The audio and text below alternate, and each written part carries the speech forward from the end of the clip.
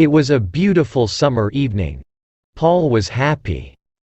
No more exams. College was finished. Now he needed a job.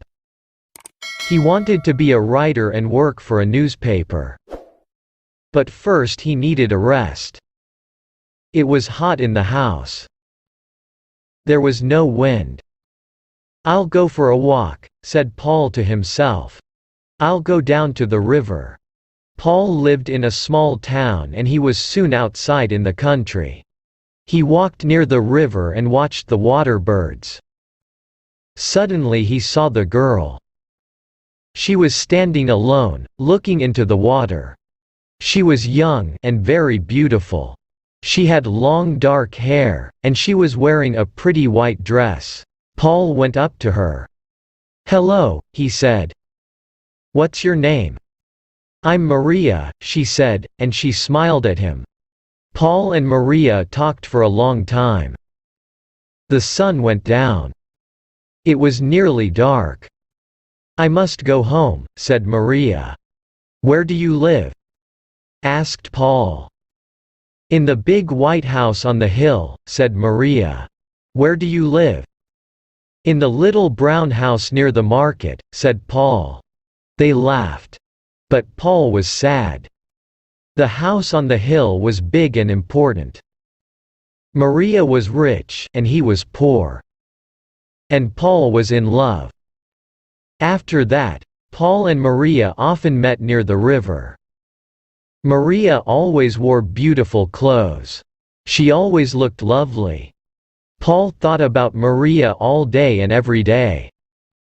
One evening, Paul said, "Listen, Maria, I've written a poem about you." He took a piece of paper from his pocket and read the poem. "I met her in the evening by the riverside. Her dress was creamy white and her hair with ribbon tied. She turned and smiled at me, and I asked her for her name. Though I am young and poor, my love will stay the same." "You are wonderful, Paul," said Maria. "I love your poem." Paul took Maria's hand. He looked into her eyes. "I love you, Maria," he said. "Do you love me?" She smiled. "Yes, of course I love you," she said. She stood up. "I must go home now." Paul was very happy. "She loves me. Maria loves me," he thought. Paul went home. The little brown house was small and poor. But it was always clean and tidy. Paul lived alone with his mother. His father was dead. That evening, his mother watched him. "What's happened, Paul?" she asked. "Why are you so happy?" "It's nothing, mother," said Paul. His mother smiled. "He's in love," she thought. The next day, Paul and Maria met again by the river. Maria looked sad, but Paul did not notice. He took her hand. "Maria," he said, "I am poor now, but one day I am going to be a famous writer." Maria said nothing. "Will you marry me, Maria? Say yes. We will be so happy, and—" He stopped. Maria looked at him for a moment. There were tears in her eyes. Slowly, she shook her head. Then she turned and ran away. "Maria!" shouted Paul. But Maria had gone. Paul went home slowly. He did not understand Maria. "What is wrong?" he thought. "She loves me, doesn't she?" His mother was waiting for him. She saw his face. "Poor boy," she thought. "The girl doesn't love him." Paul and his mother ate their supper in silence. Suddenly somebody knocked on the door. Paul opened it. A man in a servant's uniform stood outside. "I'm from the house on the hill," he said. "My mistress wants to see Paul." "That's me," said Paul. "Can you come with me now?" said the servant. "Yes," said Paul. He was excited. Perhaps Maria has changed her mind, he thought. Perhaps she does want to marry me.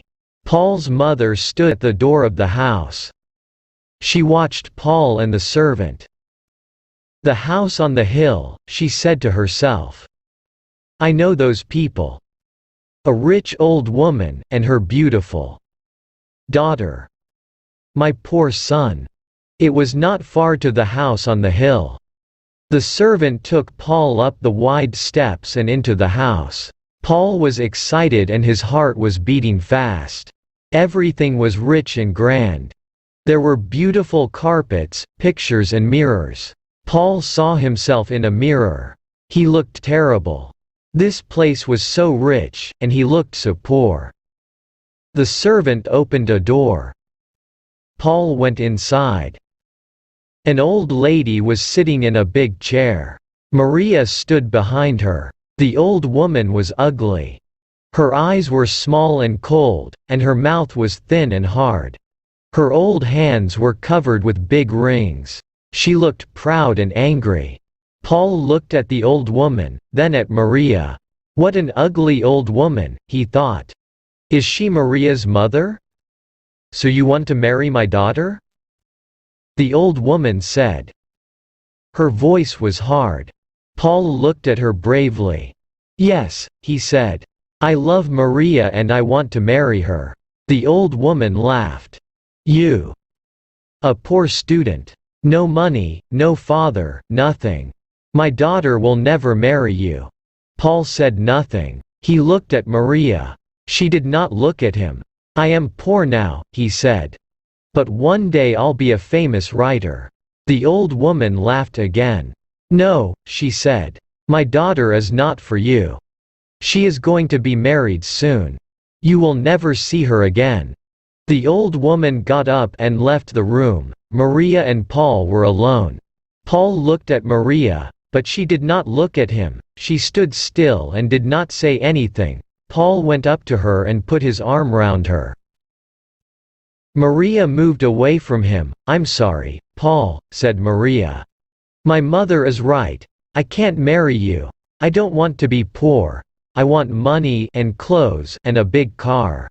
But you love me, Maria, said Paul.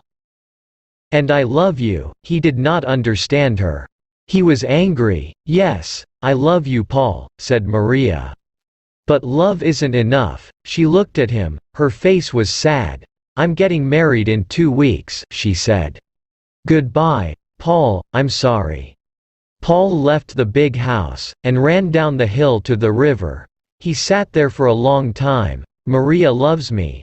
I know she loves me, he thought, but she is marrying another man. She is marrying him for money. It's her mother. Maria is afraid of that ugly old woman. Oh Maria, Maria, what shall I do? After a long time, Paul went home. There was a light in the window of the little house. The door was open.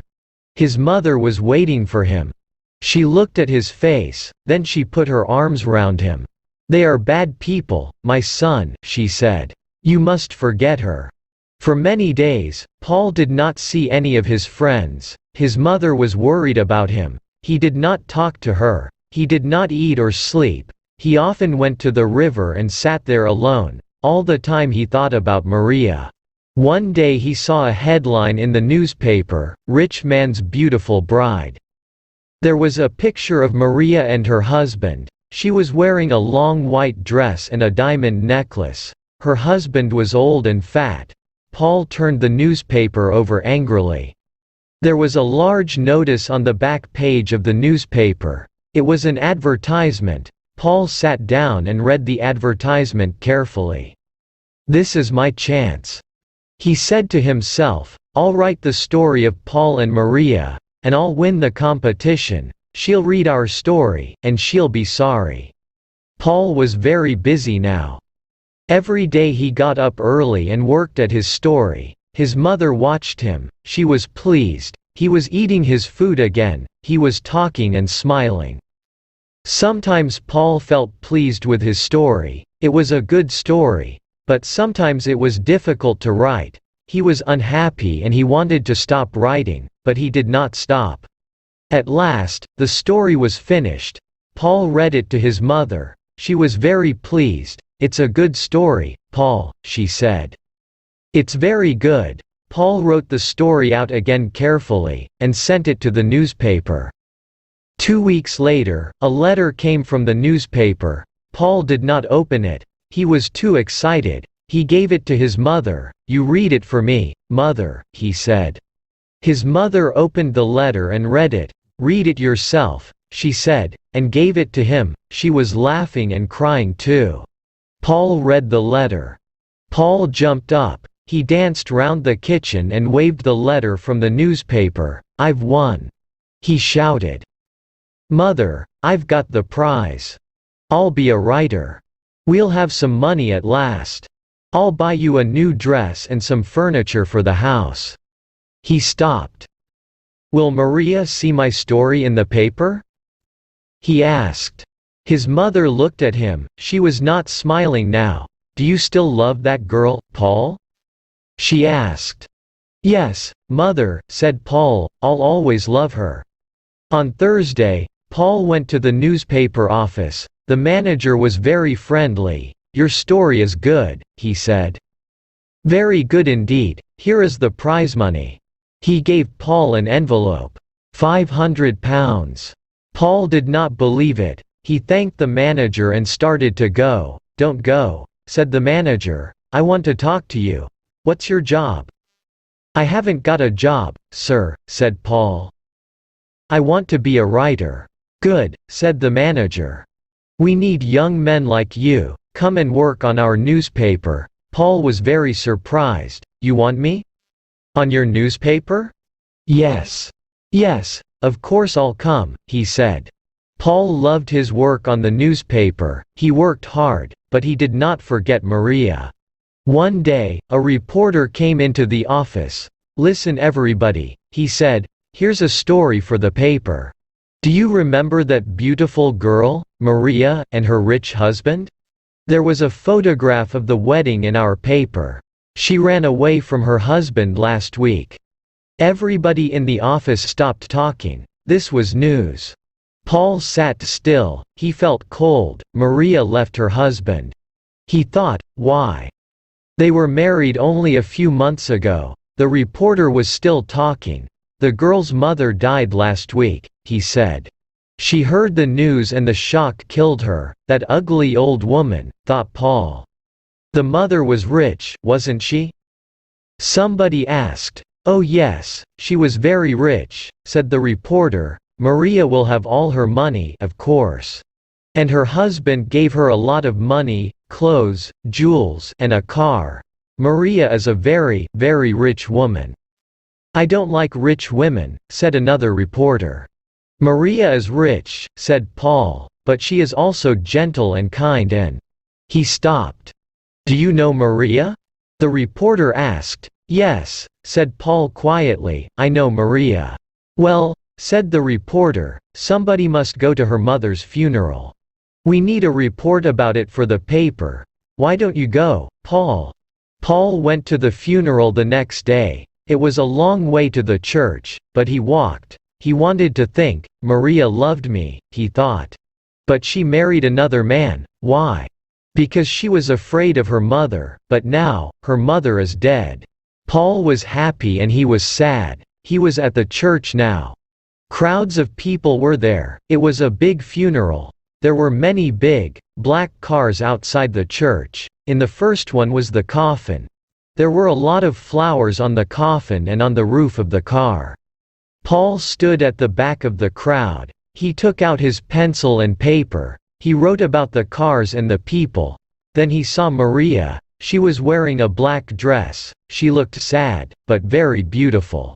She was standing alone. Nobody spoke to her. Nobody went near her. The man next to Paul spoke. "That's the daughter," he said. "She's a bad woman. She left her husband and it killed her mother. Look at her. Nobody wants to speak to her." Paul said nothing. Poor Maria, he thought. Everybody went inside the church. The funeral began. After the funeral, Paul went home. His mother was smiling. "Good news, Paul," she said. "Do you remember your cousin, Elsa? She is coming to stay with us. She is 17 now, and very pretty. You will like her." "Yes, I remember Elsa," said Paul. He did not look pleased. His mother was disappointed. He is still thinking about Maria, she thought. Elsa will help him to forget. But Paul did not want to see Elsa. "I must see Maria," he said to himself. "I must talk to her." Paul wanted to see Maria. He wanted to talk to her. "I'll go to the house on the hill," he thought. "Perhaps Maria will be there." But the house on the hill looked empty. There were no curtains at the windows. There was a big notice on the gate. It said, "For sale." Paul looked over the gate. There was nobody in the garden. Everything was quiet. "I'll get into the house and look round," he thought. "Perhaps I'll find Maria's address, then I can write to her." Paul pushed open the gate, and went up the steps to the house. It was very quiet. He pushed at the front door. It was closed. He walked round the house. There was a window open. Quickly, Paul climbed through the open window. He was excited and his heart was beating fast. He was in Maria's old home. He remembered her mother. He remembered that terrible evening. But the house was different now. There was no furniture in the room. There were no carpets and pictures. It was empty. Paul felt a little afraid. "Is anybody in the house?" he thought. No, he did not hear anything. Quietly, Paul went to the door of the room and opened it. There was nobody there. He went from room to room. All the rooms were big, and they were all empty. At last he came to a very big room. He stopped. He knew this room. He had met Maria's mother here. He remembered everything, the old woman, her hard face, the big rings on her hands. And now the old woman was dead. Suddenly, Paul heard a noise. Somebody was inside the room. The door opened. Somebody was standing in the doorway. "It was a woman, Maria," said Paul. "Paul," Maria said. "What are you doing here?" "I was looking for you," said Paul. "You were looking for me?" asked Maria. She smiled. "Maria," said Paul. "Why did you marry that man?" "Mother was old," said Maria. "I was unhappy here. I never went to parties, never went out. I wanted money. I wanted a good time and friends." "I understand," Paul said. "You were not afraid of your mother. You were tired of her. She was old. And you wanted a new life. But why did you leave your husband?" "My husband?" said Maria. "That fat old man. He was stupid, Paul. He gave me money, he gave me jewels, a car, everything, but he didn't like my friends. He likes old people. I like clever, young people, Paul. I like you. You understand, don't you?" "Yes," said Paul slowly. "I understand now. I am glad," said Maria. "I was unhappy about you, Paul. I liked you. I liked your funny poems." "My funny poems," said Paul. He stopped. "You loved me, didn't you, Paul?" said Maria. "Do you still love me?" "You are married," said Paul. "You have a husband." "But I didn't love him," said Maria quickly. "I want to be free. I want to go to parties and enjoy myself. Come with me. I have money now. We'll be happy together." "No," said Paul, "no, everything is over." Maria was angry. Her eyes were small and cold, and her mouth was thin and hard. Her hands were covered with big rings. Maria looked like her mother. "I'm sorry, Maria," he said. "I don't love you anymore. I loved you very much. But now everything is different. Goodbye, Maria." "But you can't leave me," said Maria. "I want you." "Go back to your husband," said Paul. He looked to her the last time. Then he turned and walked to another room. Paul left the house on the hill, and turned. He was free. "I was a fool," he thought. "Maria never loved me.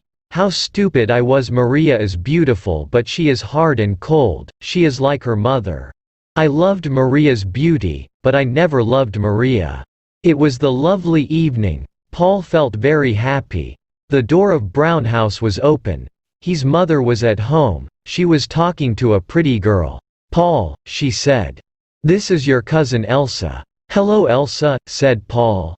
He smiled.